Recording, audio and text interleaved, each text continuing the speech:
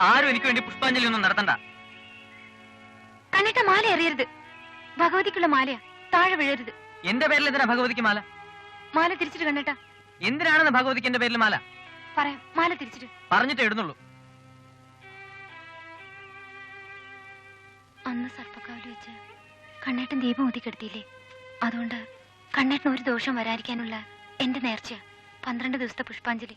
വേണ്ട, എന്നോട് ഇഷ്ടമില്ലാത്തവരാരും എനിക്ക് വേണ്ടി ഒരു നേർച്ചയും ചെയ്യണ്ട. എറിയരുത് കണ്ണേട്ട. എനിക്ക് കണ്ണേട്ടന് ഇഷ്ടമില്ലെന്ന് ആരാ പറഞ്ഞു? സർപ്പക്കാവിനടുത്തെ അരളിമരവും കുട്ടിക്കാലും ഒക്കെ കണ്ണേട്ടനേക്കാൾ കൂടുതൽ ഞാൻ ഓർക്കുന്നു. കണ്ണേട്ടൻ എന്താ കരുതി? ഒന്ന് കണ്ടാ മാത്രം മതിന്ന് കൊതി തോന്നിയിട്ടാ ഞാൻ അച്ഛൻ എഴുതിയത് എന്റെ ഡാൻസിന്റെ അരങ്ങേറ്റം ഇവിടെ വെച്ച് തന്നെ നടത്തണമെന്ന്.